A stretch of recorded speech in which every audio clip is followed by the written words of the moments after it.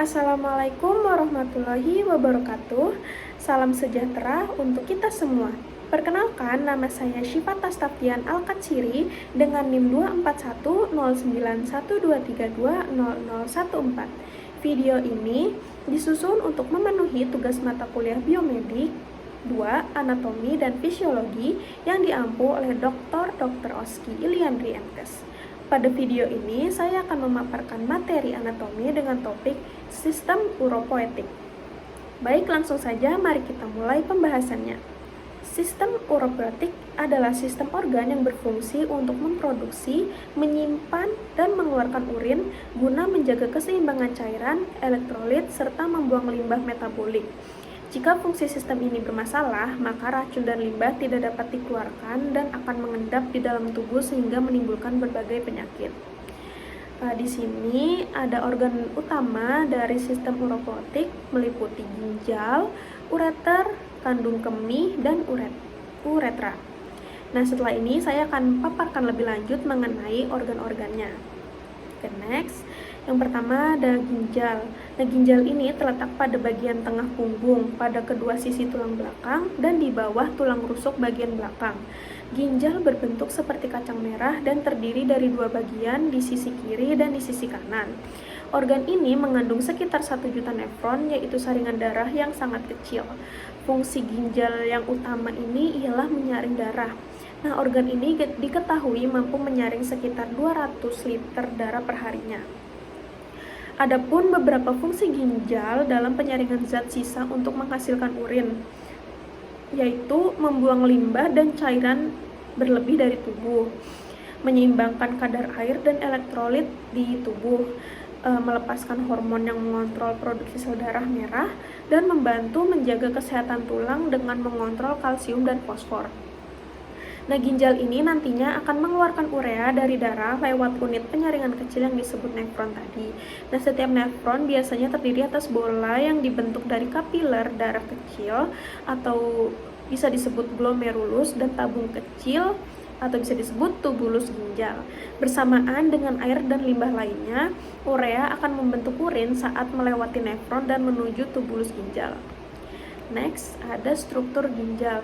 Nah, struktur ginjal ini terbagi dari beberapa bagian. Di antaranya yang pertama ada nefron. Nefron ialah salah satu bagian penting pada ginjal.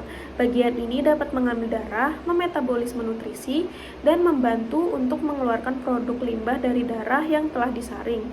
Nah, pada tiap ginjal memiliki sekitar 1 juta nefron dengan berbagai kumpulan struktur internalnya seperti ada renal corpuscle atau sel darah ginjal. Nah, setelah darah masuk ke sel ginjal melalui nefron yang disebut juga dengan badan Malpighian, sel ginjal ini memiliki dua struktur tambahan lainnya seperti glomerulus. Sekelompok kapiler ini dapat menyerap protein dari darah yang berjalan melalui sel darah ginjal. Lalu ada kapsul Bowman, inilah cairan yang tersisa yang disebut dengan urin kapsuler yang akan dialirkan ke dalam tubulus ginjal.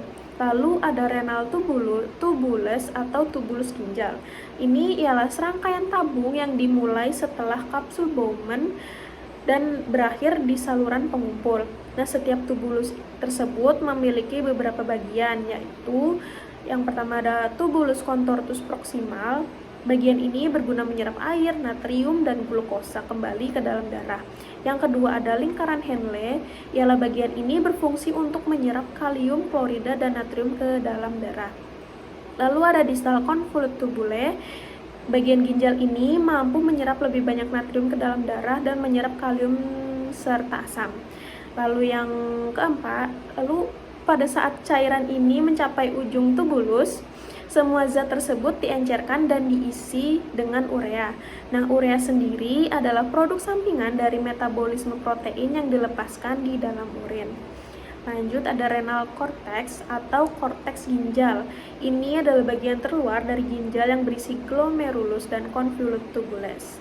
Nah, bagian ini dikelilingi di tepi luarnya dengan kapsul ginjal yang merupakan lapisan jaringan lemak. Bagian tersebut dilindungi dengan korteks ginjal dan kapsul rumah yang mampu melindungi struktur bagian dalam ginjal. Lalu selanjutnya ada piramida ginjal. Ini adalah struktur kecil yang berisi rangkaian nefron dan tubulus. Nah, tubulus ini berguna untuk mengangkut cairan ke ginjal. Nah, setelah ini cairan tersebut dapat bergerak menjauh dari nefron menuju struktur dalam yang berguna mengumpulkan dan mengangkut urin keluar dari ginjal. Lalu ada pelvis ginjal. Ialah salah satu bagian struktur ginjal yang merupakan ruang berbentuk corong di bagian terdalam ginjal. Ini berfungsi sebagai jalur untuk cairan dalam perjalanannya ke kandung kemih. Lalu ada calicus. Bagian pertama dari pelvis ginjal yang berisi calicus atau calyx. Ya, salah satu bagian ginjal ini adalah ruang berbentuk cangkir kecil yang mengumpulkan cairan sebelum pindah ke kandung kemih. Nah, selain itu, bagian ini juga tempat cairan dan limbah ekstra menjadi urin. Lalu ada hilum. Nah, hilum ini ialah lubang kecil yang terletak di tepi bagian dalam ginjal dengan bentuk melengkung ke dalam yang menyerupai kacang. Lalu ada ureter atau saluran kencing. Ini adalah tabung otot yang berguna untuk mendorong urin ke dalam kandung kemih, gunanya mengumpulkan cairan tersebut dan mengeluarkannya dari tubuh. Next ada ureter tadi. Nah, ureter tadi ini kan berbentuk pipa yang membawa urin dari ginjal ke kandung kemih. Nah, fungsi ureter ini dalam sistem ini adalah menyalurkan urin dari ginjal ke kandung kemih. Itu fungsi utamanya. Nah, setiap 10-15 detik sedikit demi sedikit urin akan mengalir dari ureter ke kandung kemih. Nah, jika urin kembali naik atau tidak terhubung ke kandung kemih, sangat mungkin urin akan mengalir ke uretra, vagina, atau prostat. Nah, hal tersebut bisa menyebabkan masalah kesehatan seperti penyakit ginjal maupun infeksi lainnya. Adapun di sini proses dari pembentukan urin. Yang pertama ada filtrasi atau penyaringan. Nah, proses pada tahap ini dilakukan di dalam ginjal. Proses pada filtrasi ini dapat menghilangkan zat-zat sisa metabolisme atau limbah dan menjaga keseimbangan cairan, pH darah, dan tekanan darah. Nah, darah yang mengandung zat sisa metabolisme akan disaring karena dapat menjadi racun untuk tubuh.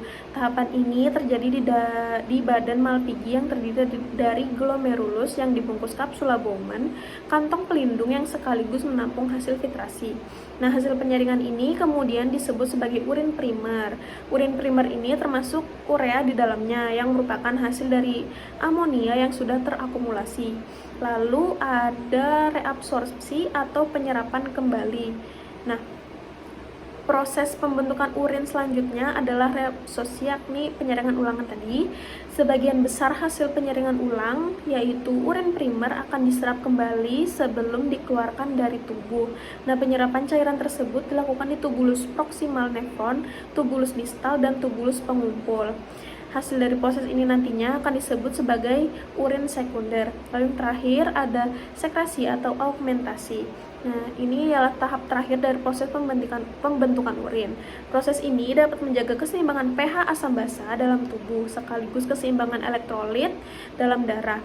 Dalam tahapan ini, urin sekunder hasil reabsorpsi akan mengalir langsung ke tubulus distal dan tubulus pengumpul. Di saat yang sama, zat dengan konsentrasi tinggi seperti kalium dan kalsium yang berasal dari pembuluh kapiler juga mengalir ke tubulus. Nah, setelah itu, urin mengalir ke bagian tengah ginjal, lalu ke ureter, kemudian disimpan di kandung kemih. Nah, urin dalam kandung kemih ini akan mengalir ke uretra saat buang air kecil. Lalu next ada kandung kemih. Nah, ini merupakan organ berongga pada sistem urinaria yang berbentuk segitiga dan berada di perut bagian bawah. Organ ini berukuran sebesar jeruk bali dan ditahan oleh ligamen yang melekat pada organ lain di tulang punggul. Dan tulang panggul. Jadi fungsinya ini pada sistem ini ialah menampung urin, yang mana kandung kemih pada orang dewasa mampu menampung sekitar 300-500 ml urin. Nah, ketika organ ini penuh, akan timbul dorongan untuk buang air kecil. Next ada uretra. Ini merupakan saluran yang menghubungkan kandung kemih dan lubang saluran kemih pada ujung vagina atau penis. Uretra pada wanita ini biasanya cukup pendek, yaitu sekitar 4 cm, sedangkan uretra pada pria dapat mencapai 20 cm. Jalur kandung kemih dan uretra dilengkapi oleh cincin otot atau sphincter untuk menjaga urin agar tidak bocor. Next, ada gangguan pada sistem ureopetik. Nah, gangguan pada sistem ini biasanya terdeteksi dari perubahan warna urin. Jadi, urin yang sehat dan normal ini umumnya berwarna jernih, kekuningan, hingga kuning keemasan. Nah, warna tersebut dihasilkan oleh zat yang disebut urokrom. Berikut ini beberapa masalah atau penyakit yang dapat terjadi pada sistem urinaria itu, diantaranya yang pertama ada infeksi saluran kemih atau ISK, ialah infeksi yang terjadi di bagian manapun dari sistem urinaria, mulai dari ginjal hingga saluran kemih. Nah, wanita biasanya berisiko lebih besar terkena penyakit ini daripada pria karena jarak antara lubang saluran kemih dan anus pada wanita lebih dekat. Lalu yang kedua ada batu saluran kemih. Nah, batu saluran kemih atau urolithiasis adalah kondisi ketika terbentuk batu di sistem urinaria, seperti batu ginjal, batu ureter, atau batu kandung kemih. Lalu yang ketiga ada inkontinensia urin. Jadi ini adalah kondisi ketika fungsi otot atau saraf pada kandung dan saluran kemih mengalami gangguan sehingga tidak dapat mengendalikan proses buang air kecil. Lalu yang keempat ada uretritis. Uretritis ini ialah peradangan pada uretra. Nah, kondisi ini seringkali disebabkan oleh infeksi bakteri di saluran kemih. Uretritis ini dapat menyebabkan rasa nyeri dan keinginan untuk lebih sering buang air kecil. Lalu yang kelima ada sindrom nefrotik.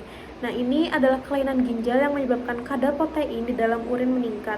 Kondisi ini biasanya disebabkan oleh kerusakan pada pembuluh darah kecil di ginjal yang berfungsi untuk menyaring limbah dan kelebihan air dari darah. Nah, sindrom nefrotik dapat disebabkan oleh berbagai hal, misalnya riwayat infeksi dan peradangan. Lalu yang keenam ada sindrom nefritik. Nah, sindrom nefritik ini adalah peradangan yang dapat menyebabkan pembengkakan pada ginjal. Kondisi ini dapat menyebabkan nyeri panggul, buang air kecil lebih sering, dan terasa nyeri. Urin juga tampak cenderung keruh atau kemerahan. Bisa juga kondisi ini dapat menyebabkan sakit pinggang atau perut serta pembengkakan di wajah dan di kaki. Lalu yang ketujuh ada gagal ginjal. Nah, gagal ginjal ini terjadi ketika ginjal tidak mampu menyaring darah dan membuang cairan serta zat limbah tubuh. Kerusakan ginjal ini dapat disebabkan oleh berbagai hal, mulai dari efek samping obat-obatan, cedera berat pada ginjal, dehidrasi, hingga penyakit tertentu seperti hipertensi dan diabetes yang tidak ditangani dengan baik. Oke, next, menjaga kesehatan sistem uropoetik. Nah, kita agar dapat mencegah berbagai gangguan atau masalah kesehatan yang telah saya paparkan tadi, berikut ini tips-tips agar dapat membantu dalam menjaga kesehatan sistem perkemihan. Yang pertama, jangan menahan untuk buang air kecil terlalu lama. Kadang biasanya kalau lagi nggak kepepet nggak bakal buang air kecil, kayak pasti bakal ditahan-tahan. Nah, yang kedua, selalu membersihkan alat kelamin setelah buang air kecil agar terhindar dari infeksi bakteri, dan diusahakan menggunakan sabun. Setelah itu dicuci bersih dan dilap menggunakan tisu kering. Lalu hindari menggunakan pakaian dalam yang maksudnya mengenakan pakaian dalam yang longgar dan nyaman, jangan menggunakan yang ketat. Lalu mencukupi asupan cairan tubuh harian agar dapat mencegah obstruksi saluran kemih dan infeksi saluran kemih tadi. Lalu perbanyak konsumsi makanan rendah garam dan tinggi kalsium guna mencegah batu ginjal. Lalu melakukan senam kegel untuk memperkuat otot-otot di panggul sehingga dapat mengurangi risiko terkenanya inkontinensia urin. Dan menghindari merokok, juga menggunakan vape, apalagi minum-minuman beralkohol, apalagi mungkin Gen Z sekarang suka banget merokok, vape, apalagi ikut-ikut clubbing, minuman beralkohol gitu-gitu pokoknya. Baik, demikian pemaparan materi mengenai sistem uropotik yang dapat saya sampaikan. Semoga video ini dapat memberikan gambaran yang jelas dan bermanfaat dalam memahami anatomi sistem ini secara menyeluruh. Terima kasih atas perhatiannya. Wassalamualaikum warahmatullahi wabarakatuh.